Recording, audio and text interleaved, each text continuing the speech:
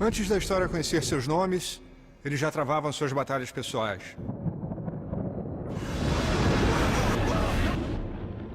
Na Primeira Guerra, o mundo os mudou. Na Segunda Guerra, eles mudaram o mundo.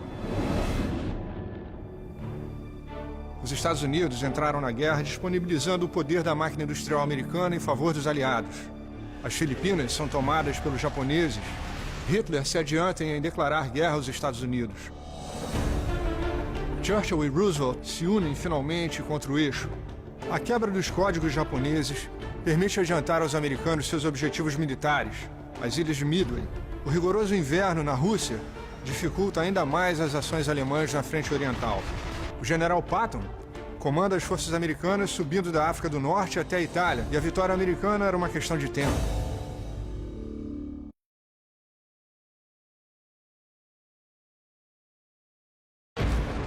Anteriormente em guerras mundiais.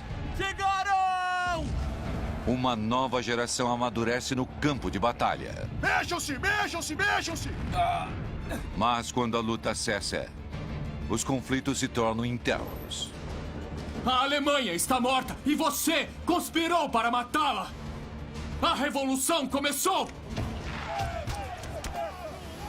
Uma depressão global devasta o mundo, fazendo com que novos líderes cheguem ao poder. Estamos falando no trabalho de 1,5 milhão de pessoas. Alguns trabalham para reconstruir suas nações. Outros criam imensas forças militares, determinados a reacender a luta. Vamos reverter o Tratado de Versalhes e fazer com que essas cadeias se rompam. Com a ajuda de novos parceiros militares, A Itália voltará a ser grande novamente! Adolf Hitler inicia um violento ataque por toda a Europa. Bombardeiem cada cidade, cada aldeia. Vamos aniquilá-los. E com os aliados determinados a terminar com a cruzada de Hitler, Nós vamos lutar nas praias. Vamos lutar nas montanhas. Nós jamais nos renderemos. surge nova ameaça. Almirante, fique. Temos mais a discutir.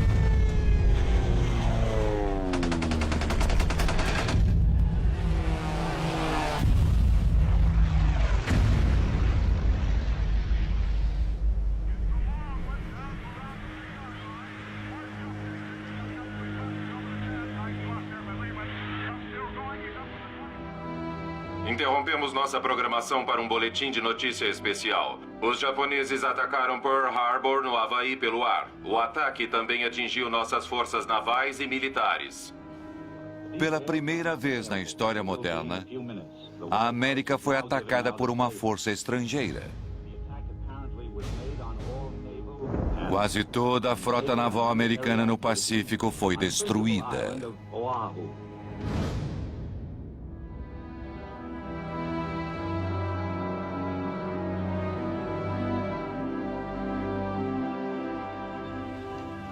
No dia seguinte ao ataque, Franklin Roosevelt faz o mais importante discurso de sua vida. 7 de dezembro de 1941. Uma data que viverá em infâmia.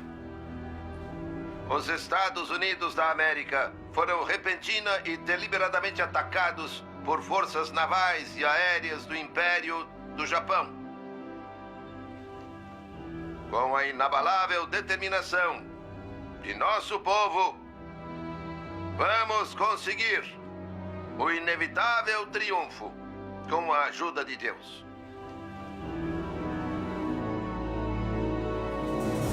A 9.600 quilômetros de distância, o ataque a Pearl Harbor é visto como um enorme sucesso militar para o Japão. Os japoneses lançaram um dos mais ousados e bem-sucedidos ataques táticos de surpresa da história ao atacarem Pearl Harbor. 350 aviões foram destruídos, 8 couraçados, 4 destroyers. Esta foi uma devastadora derrota militar para os Estados Unidos. Os líderes militares japoneses queriam impor uma condição de rendição às nações aliadas. Para essa condição de rendição, eles acreditavam que deviam fazer um pesado ataque às forças aliadas de uma só vez e depois iniciar negociações de paz. Revendo o ataque a Pearl Harbor, superficialmente, as pessoas estavam jubilosas. Porém, aqueles que tinham informações mais aprofundadas sobre os Estados Unidos estavam muito preocupados que aquela imensa força acabaria derrotando o Japão. Não temos tempo para temer. Estão prontos para o desafio? Os homens estão prontos. E os seus? Os meus também. Há muita atividade em todos os estaleiros. Temos combustível bastante? Temos tudo o que precisamos. Temos bastante munição? Temos sim. É hora de acabar com a ameaça americana de uma vez por todas. Receio que tenhamos acordado um tigre adormecido.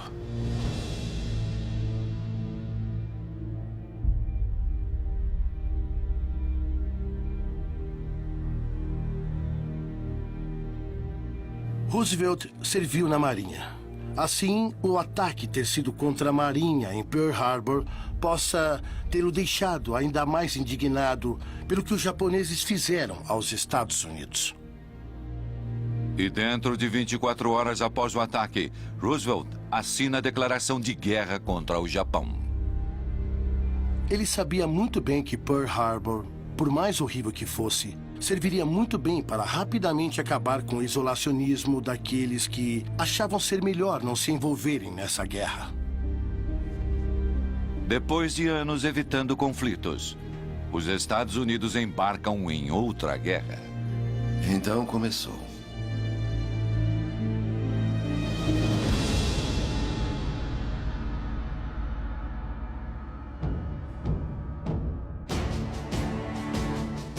Com a destruição da frota americana no Pacífico, o Japão continua sua campanha para controlar a Ásia. Ataca um alvo-chave pelo Pacífico. Mas para dominar toda a Ásia, eles precisam das Filipinas como base operacional. O único problema era território americano.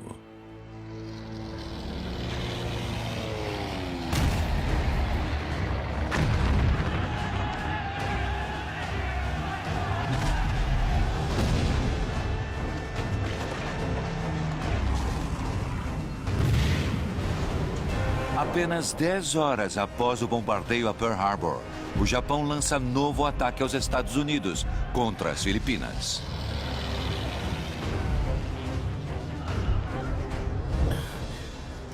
Aqui, bem aqui. E o homem responsável pela proteção desse território americano é o general Douglas MacArthur. O MacArthur sentia uma ligação em particular pela responsabilidade de defender as Filipinas. E seu primeiro dia de guerra foi absolutamente terrível. A Força Aérea de MacArthur ainda estava nas pistas estacionada quando os aviões do Japão vieram e destruíram-na quase completamente. Os ataques japoneses eram implacáveis. MacArthur e seus homens foram completamente vencidos. Os líderes americanos temiam que, se Tojo conseguisse controlar as Filipinas, os japoneses invadiriam ilhas por todo o Pacífico, obtendo recursos para permitir ataques em potencial contra a costa oeste dos Estados Unidos. Com os ataques aéreos aumentando e os suprimentos minguando, a única opção de MacArthur foi a retirada.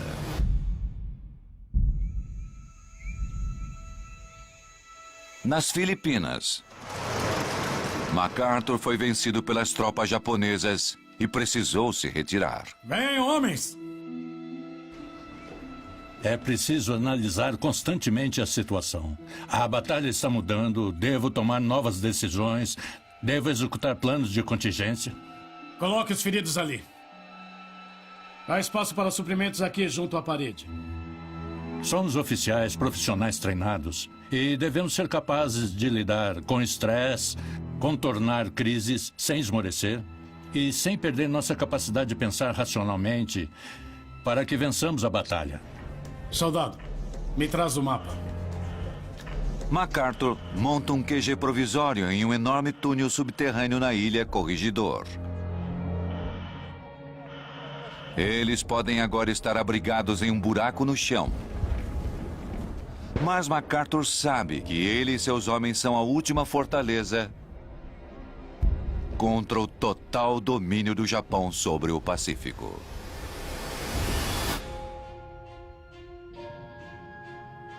Do outro lado do mundo, Adolf Hitler assiste os japoneses dominando os Estados Unidos e enxerga o ataque a Pearl Harbor como uma oportunidade para escalar sua própria cruzada. Desde 1939, as forças alemãs marcharam sobre a Europa, ocupando a maior parte do continente.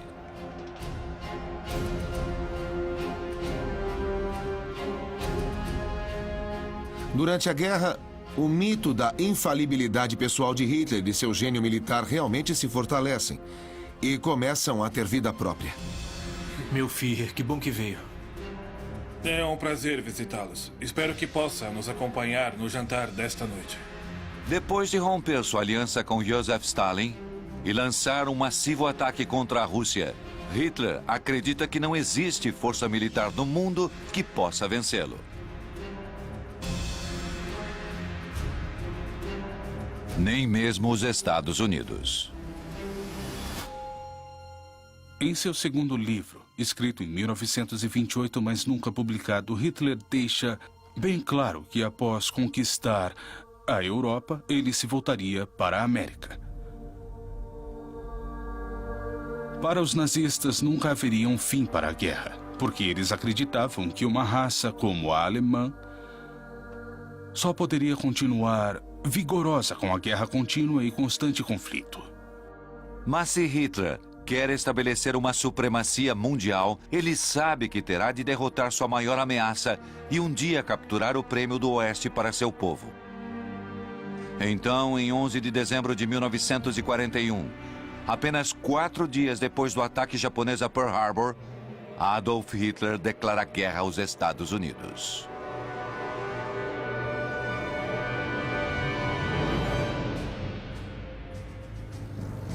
Essa possivelmente foi uma decisão muito intrigante. Hitler sempre aprendeu as lições da Primeira Guerra Mundial. E uma dessas lições era de manter a América fora do conflito. Isto era algo que ele vinha fazendo até então. Mas a essa altura ele ficou tão convencido de que era invencível, tão confiante de que não cometia erros, de que era um estrategista militar genial, que foi contra suas próprias lições do passado. A luta de Hitler se tornou global. Mas sua missão final não tinha fronteiras.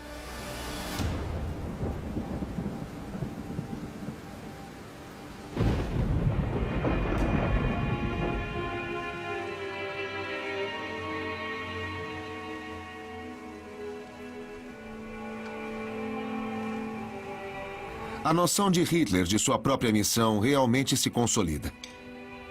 Ele percebe que sua missão futura é organizar o Reich alemão de modo a ser capaz de enfrentar o desafio de seus inimigos raciais.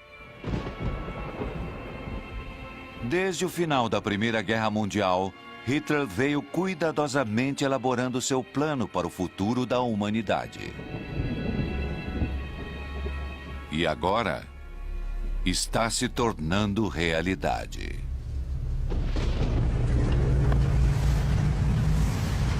Hitler envia seus nazis pela Alemanha, Polônia e outros territórios ocupados para capturar grupos de pessoas que ele considera indesejáveis. Ciganos, homossexuais, deficientes e qualquer um com herança judia. Hitler acreditava que tinha sido escolhido pelo destino para destruir os judeus. Os nazis desenrolam uma enorme onda de terror nas ruas, aprisionando judeus homens e depois rapidamente mesmo mulheres e crianças. Nós vamos obter uma solução total para a questão judia. O programa é claro.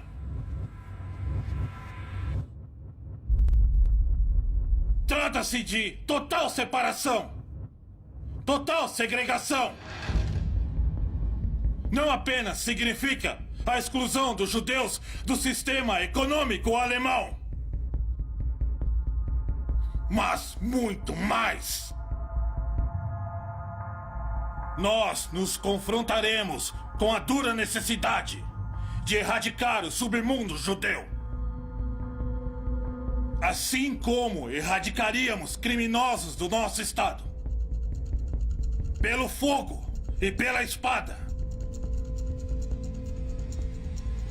O resultado será o fim absoluto e certo de todo o judaísmo na Alemanha.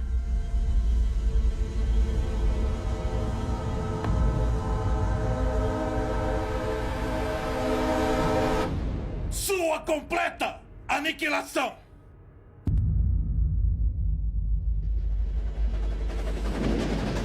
Hitler ordena que os prisioneiros sejam embarcados em trens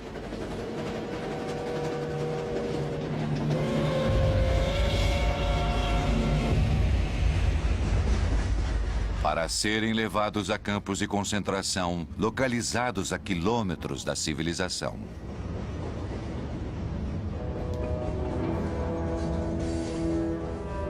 Havia um contínuo transporte de judeus por todo o continente. E, de fato, Hitler negou trens de suprimentos e transporte para suas tropas militares, porque queria usá-los para transportar judeus para os campos da morte.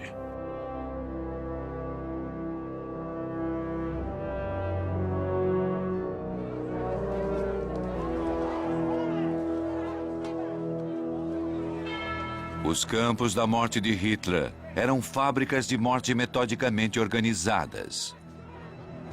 O método preferido de execução era o gás.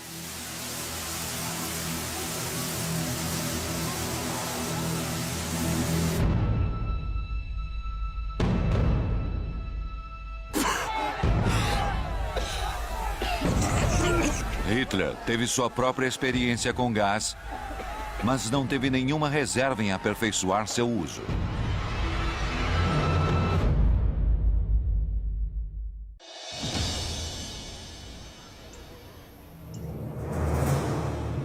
Ao final de 1941, o presidente Franklin Delano Roosevelt está sob enorme pressão.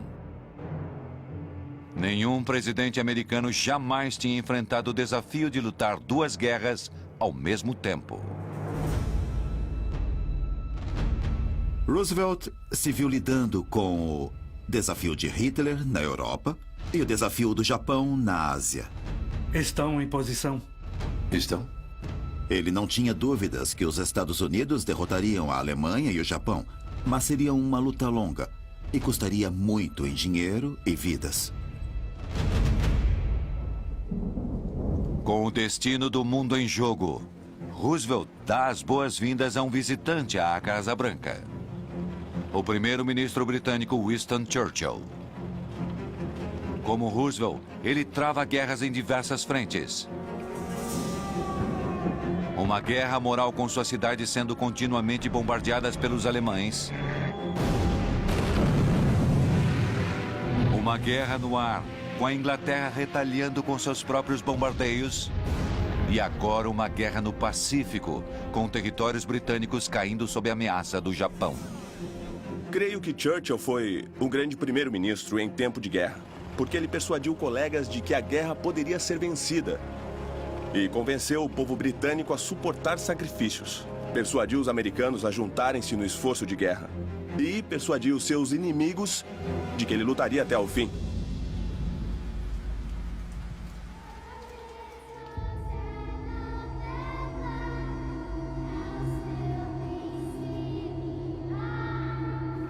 Com o Natal se aproximando, os dois líderes querem apresentar um fronte unido, deixando que o mundo saiba que os aliados estão mais fortes do que nunca.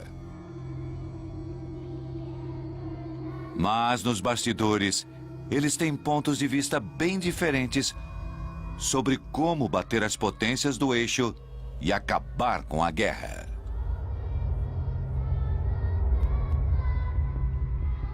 Tojo tomou Hong Kong.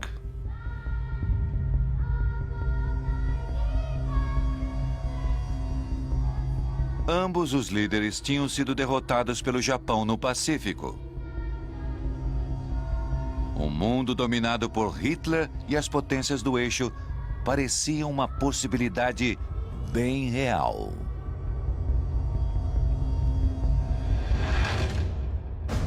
De volta às Filipinas, a batalha recrudesce com o Japão continuando a tomar o controle do Pacífico.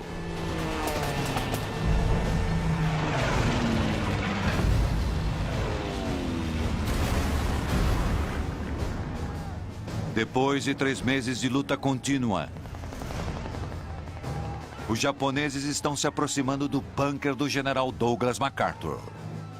A situação está crítica, temos que sair daqui. A linha de suprimentos é absolutamente vital. General! Sim. Para o senhor. A última coisa que MacArthur quer é render a ilha americana. Sim, é muito importante que nós recebamos reforços. Sim, sim. Bem, estamos sitiados. Eu preciso de confirmação. Estão todos bem? Para defender as Filipinas, ele está preparado para morrer.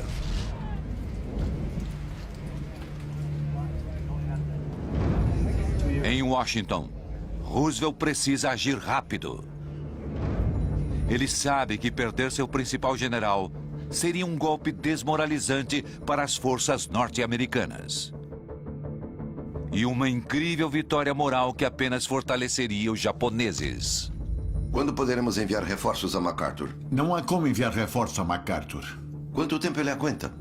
Estão sem suprimentos. E onde estão nossas forças navais nesse momento? Estão na Península Batang. Quanto tempo até levar uns reforços até lá? Ele não aguentará até chegarem os reforços. Quanto tempo? 1 semana. Então tire MacArthur de lá. Ele se recusa a sair, senhor. Diga a ele que não é um pedido, é uma ordem. Sim, senhor.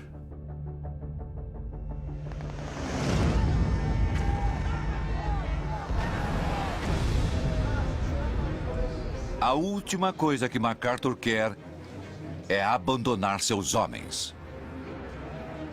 MacArthur é um militar, ele adora o militarismo. Uma das coisas que nunca se faz é se retirar e jamais abandonar seus soldados. Mas ele recebe uma ordem de seu comandante-chefe.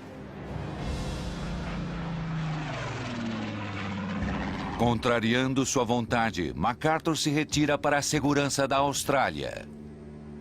E assim que ele se retira, seus piores temores se concretizam. Com os japoneses derrotando os americanos e finalmente tomando as Filipinas. Foi uma enorme vitória moral para Tojo e para o Japão. Enquanto o Japão conquista o Pacífico, a 9.600 quilômetros dali, as forças alemãs estão avançando para a Rússia. Hitler envia 1 milhão de homens para as linhas de frente. Ele sabe que se conquistar a União Soviética, as forças do eixo vão controlar toda a Europa e a Ásia, governando 30% de todo o globo. E a 2 de outubro, Hitler lança seu ataque para tomar a capital de Joseph Stalin, Moscou. A luta é brutal e ambos os lados incorrem em pesadas perdas. Em pouco mais que uma semana, os alemães capturam perto de 500 mil de soldados soviéticos. Para Joseph Stalin, parece que nada poderá impedir Hitler de conquistar a vitória. Mas justamente quando ele está prestes a deixar sua capital, aparece o pior dos temores de Hitler: o inverno russo. Hitler achou que chegaria a Moscou antes do inverno. Mas o inverno se adiantou e o exército alemão estava despreparado. Todas as tropas de inverno da Sibéria vieram para o oeste e fizeram picadinho das divisões Panzer de Hitler.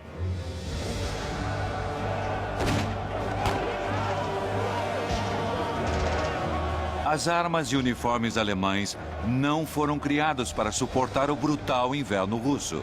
E não levou muito tempo para que as tropas alemãs fossem completamente derrotadas. Pela primeira vez, os nazistas de Hitler tinham sido derrotados.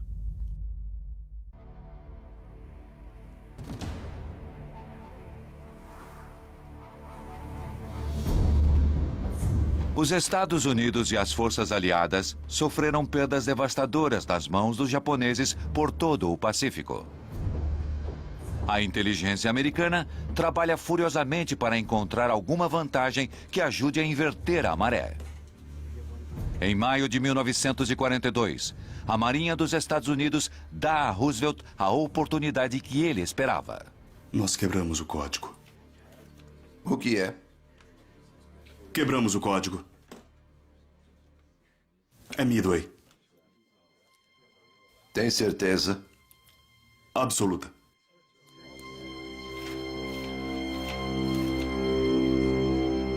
Alerte a frota.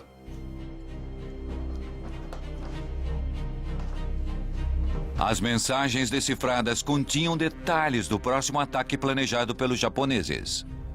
As Ilhas Midway. Situadas a meio caminho entre a Ásia e os Estados Unidos, Midway abriga um campo de pouso crucial para a América. Se os japoneses tomassem Midway, controlariam todo o Pacífico. E o pior era o temor da América de que teriam dali um ponto de lançamento potencial para atacarem os Estados Unidos. Após o ataque a Pearl Harbor, os Estados Unidos ficaram com apenas 3 porta-aviões no Pacífico. Onde estão nossas forças navais? Mas Roosevelt sabe que esta é a sua chance de dar o troco aos japoneses. Mas... Então, ele envia os 3 porta-aviões remanescentes a Midway para que fiquem de tocaia contra a frota japonesa.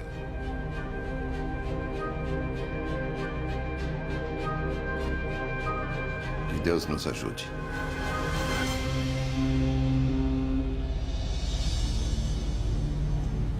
A 4 de junho de 1942, a frota americana se posiciona discretamente ao redor de Midway. Assim que a marinha japonesa surge no horizonte, os americanos lançam seu ataque surpresa.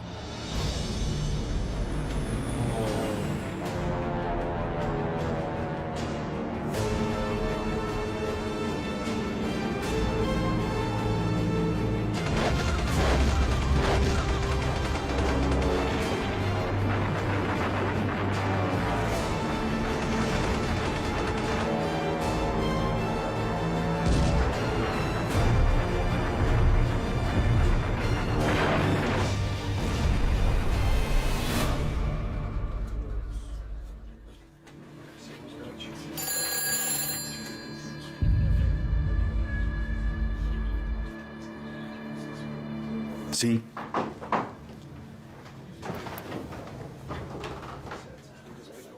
Quatro porta-aviões destruídos. Mas eu pensei que tínhamos só 3. Porta-aviões japoneses, senhor. Atualize o comando agora mesmo.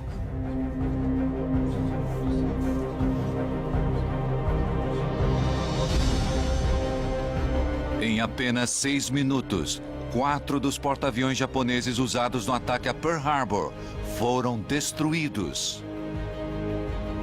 E mais de 3.000 japoneses foram mortos.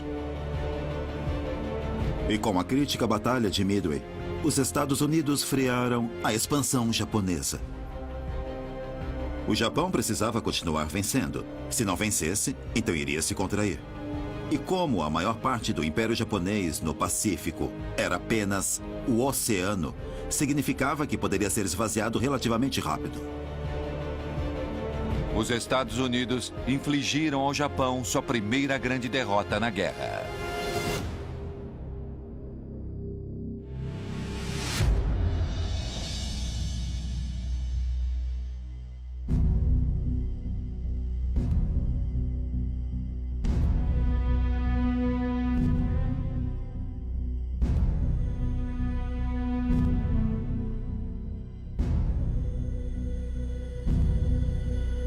Espere um momento. Para o primeiro-ministro japonês, Hideki Tojo, a perda em Midway foi uma falha humilhante. Depois da Batalha de Midway, a Marinha japonesa perdeu completamente a iniciativa na guerra contra os Estados Unidos. Devido a isso, o Japão se posicionou para iniciar negociações de paz com os Estados Unidos. Não diga uma palavra sobre isso a ninguém.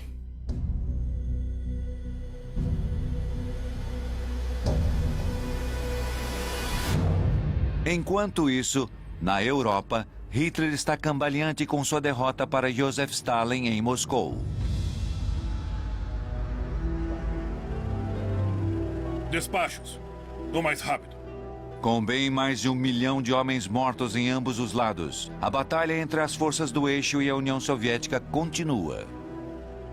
Stalin e Hitler estão empenhados nessa batalha que é mais de egos do que propriamente estratégias militares. Como uma tarântula e um escorpião numa garrafa, eles lutam. Mas lutam com os corpos de suas tropas. O orgulho de Hitler foi ferido. Tendo falhado em capturar Moscou, Hitler deixa seu ego assumir e envia 1 milhão de soldados convergirem para uma importante cidade industrial, tão importante para Joseph Stalin que levava seu nome, Stalingrado.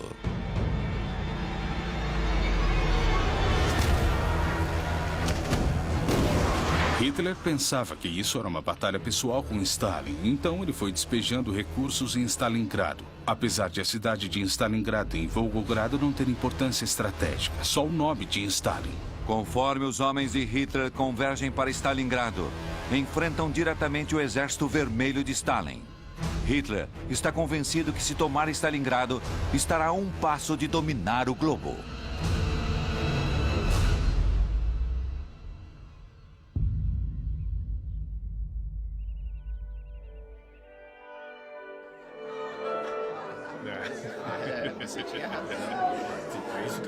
Uma vez, eu passeava com um cachorro e ele passou por baixo da minha perna e eu tropecei e quase caí enquanto ele corria a ladeira abaixo.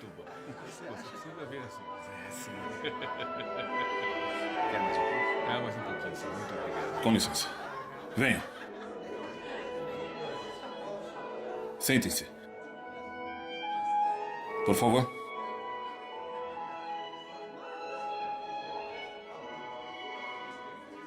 Os russos detiveram nosso avanço.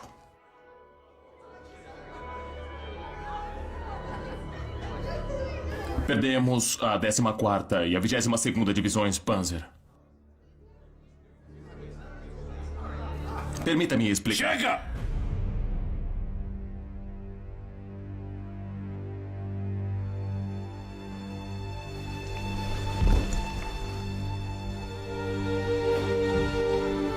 poderia ter ordenado que o 6º Exército fizesse uma retirada tática de Stalingrado, mas Hitler tinha essa visão messiânica de si mesmo. Ele nunca permitiria uma retirada. Não se pode entender as ações de Hitler na Segunda Guerra Mundial sem entender as lições que ele aprendeu na Primeira Grande Guerra. Uma das lições mais críticas que ele aprendeu foi nunca desistir. Ele ficou tão traumatizado com a rendição da Alemanha na Primeira Grande Guerra que estava determinado que, sob nenhuma circunstância, ele se renderia na Segunda Guerra Mundial.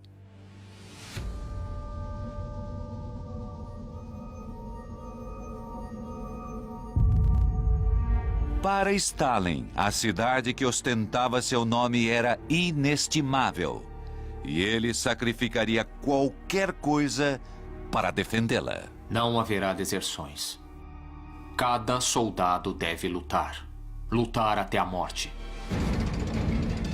Cego a qualquer lógica, Hitler envia mais tropas para a morte quase certa.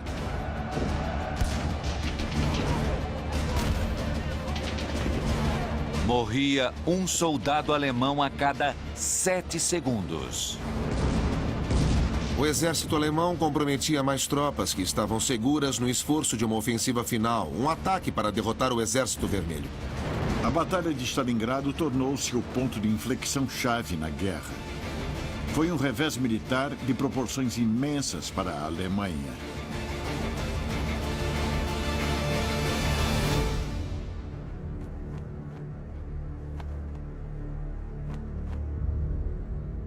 Nós celebramos a luz do sol. A 2 de fevereiro de 1943, Hitler se prepara para o 10º aniversário da fundação do Terceiro Reich. Mein Führer. O que é? Notícias do 6º Exército. Foi destruído.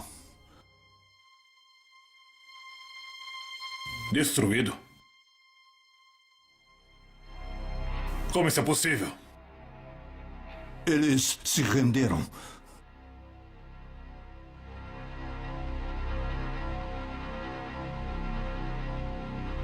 Renderam-se? 1/4 milhão de homens, um exército inteiro do Reich, rendeu-se? Os filhos da pátria-mãe são traidores de sua raça. Seus nomes são amaldiçoados para a nação, para suas mães, sobre seus filhos, irmãos e irmãs.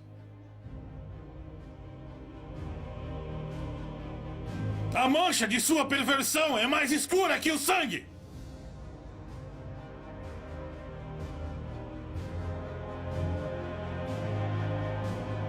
Não ouvirei mais nada disso.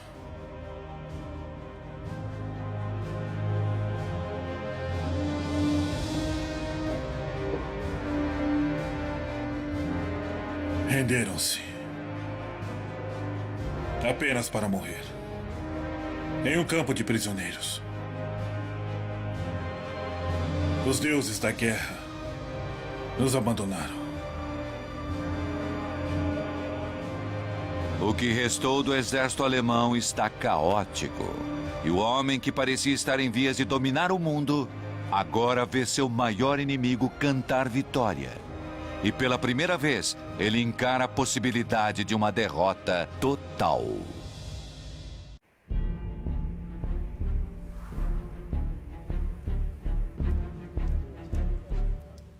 O presidente Roosevelt começa a temer que Joseph Stalin derrote Adolf Hitler sozinho e conquiste toda a Europa para si, substituindo uma tirania por outra. Mas os líderes aliados estão em desacordo quanto à melhor estratégia para derrotar a Alemanha. Churchill, assombrado com o desastre em Galípoli, se recusa a empenhar grande número de tropas aliadas. Em vez disso, ele propõe ataques periféricos que desgastem a Alemanha. Enquanto que Roosevelt, testemunha do triunfo anterior da América na Primeira Grande Guerra, quer atacar a Alemanha frontalmente através da França. Finalmente, os aliados concordam com a Sicília como seu ponto de entrada na Europa. A 10 de julho de 1943, começam a desembarcar na ilha. O momento que os aliados esperavam finalmente chegou. Mais de 160 mil soldados ingleses, canadenses e americanos irrompem na Sicília. No primeiro ataque aliado à Europa desde sua derrota em Dunkerque.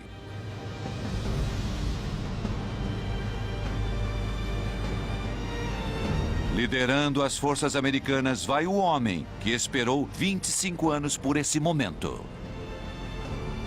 O tenente-general George S. Patton.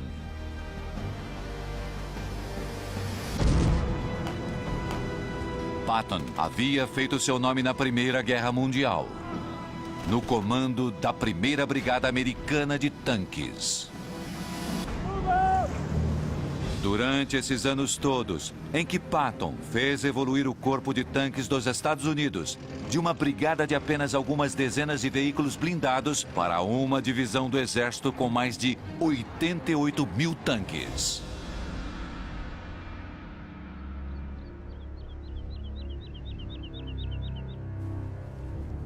Tendo desembarcado na Sicília, os aliados agora formulam um plano para tomar a capital, Palermo. À frente está o comandante britânico Bernard Montgomery. Queria alguma coisa? Estaremos movimentando o 8º Exército Britânico para Messina ao amanhecer. Estaremos prontos. E ficou decidido que os americanos ficarão aqui protegendo a retaguarda e esperando novas instruções. É só isso. Montgomery e Patton eram figuras contrastantes. Montgomery era extremamente cauteloso, muito cuidadoso. Patton assumia riscos. Ele era impulsivo e achava Montgomery lento demais. Patton achava que podia fazer melhor as coisas. O plano de Montgomery era que os britânicos avançassem ao longo da costa leste da ilha, com os americanos desempenhando papel de apoio. Mas Patton achou isso um insulto às forças americanas e começou a desenvolver o seu plano. Patton e Montgomery não gostavam um do outro. Montgomery não gostava das táticas de cowboy de Patton e este achava que Montgomery era um tolo pomposo que não era capaz de comandar homens. Então Patton procurou o oficial superior de Montgomery e diz a ele: veja, temos de tomar Palermo e temos de tomá-la já, tem os homens e pronto para ir. Estilo clássico de Patton, um tanto ousado e um pouco insubordinado. Patton consegue a aprovação para sua missão e começa a se mobilizar para o ataque a Palermo.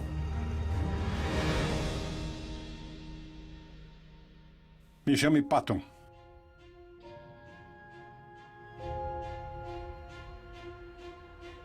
Sim. Volto a repetir que você deve permanecer na retaguarda e de modo algum seguir para Palermo.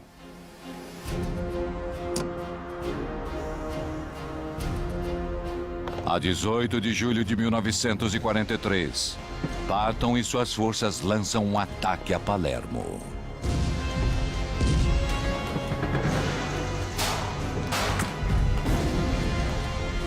Varrendo o inimigo, capturam a cidade em apenas 72 horas.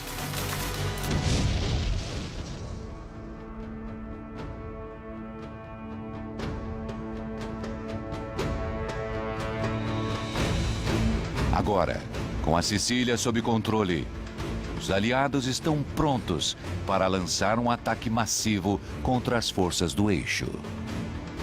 Pegando as forças combinadas dos nazistas de Hitler e as tropas fascistas de Mussolini.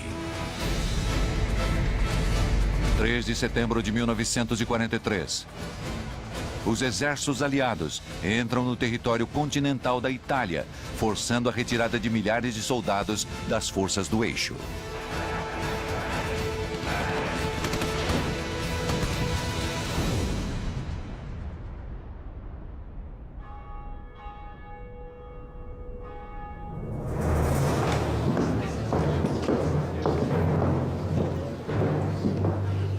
Conforme os aliados avançam pela Itália, incorrem em pesadas perdas.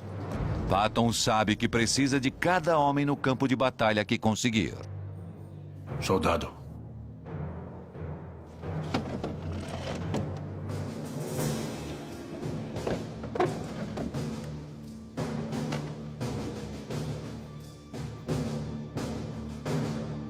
Por que está aqui, filho?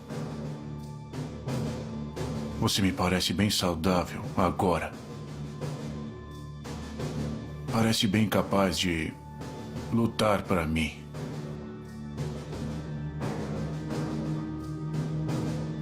Olhe para mim. Você pode ser baleado e morrer,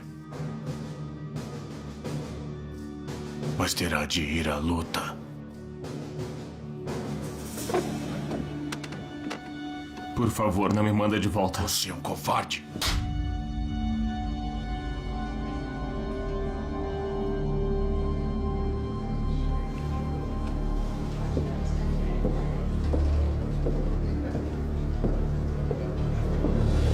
O General Patton esbofeteou um soldado? A notícia do incidente acaba indo a público. Assim que a história foi divulgada, o público ficou ultrajado e Roosevelt ficou numa encruzilhada. Mesmo sabendo que Patton era um de seus melhores generais, precisava puni-lo de algum modo.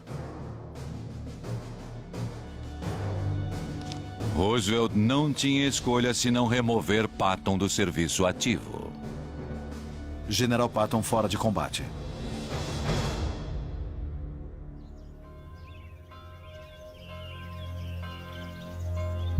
Conforme os aliados tomavam a Itália, cidade a cidade, Benito Mussolini podia apenas assistir seu amado império começando a desmoronar. Antes de perder o poder, Mussolini é chamado para um encontro de emergência com seu mais próximo aliado.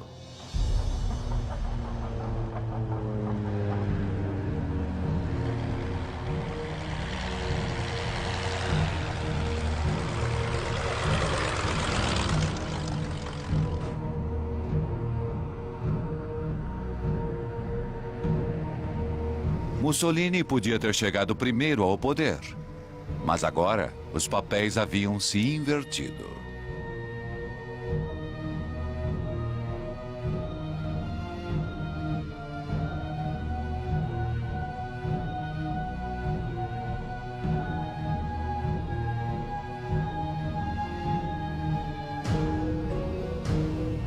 O que você está nos fazendo agora? Você está nos causando esses problemas e sendo o tipo de aliado que pode ter alguma utilidade para nós. E por quê? Porque temos esse relacionamento. A Alemanha te deu tudo. Nós te demos tudo o que você precisou. Nós te demos artilharia quando precisou de artilharia. Nós te demos homens. Nós te demos nosso tempo, nosso sangue. E agora você vem até mim e me diz que não? Nós passamos tempo bastante conversando sobre essa sua sugestão insana de que eu tenho que continuar com essa guerra e você para!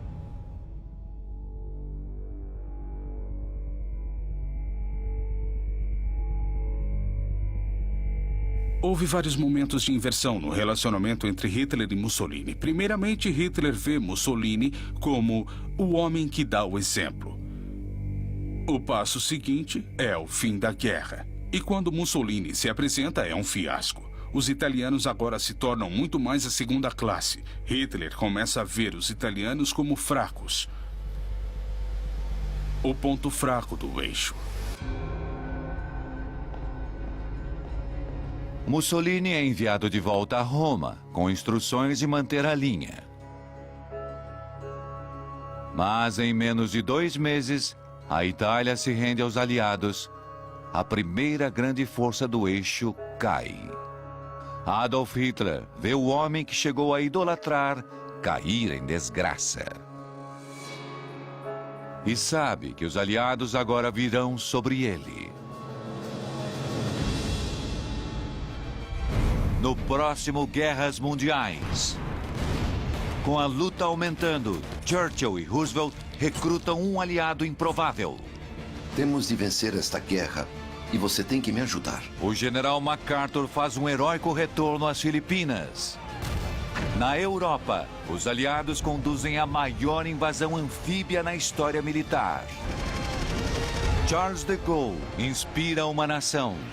Mussolini e Hitler assistem seu poderoso império se desintegrar. Minefield, é hora. E uma nova arma de matar é lançada sobre o mundo.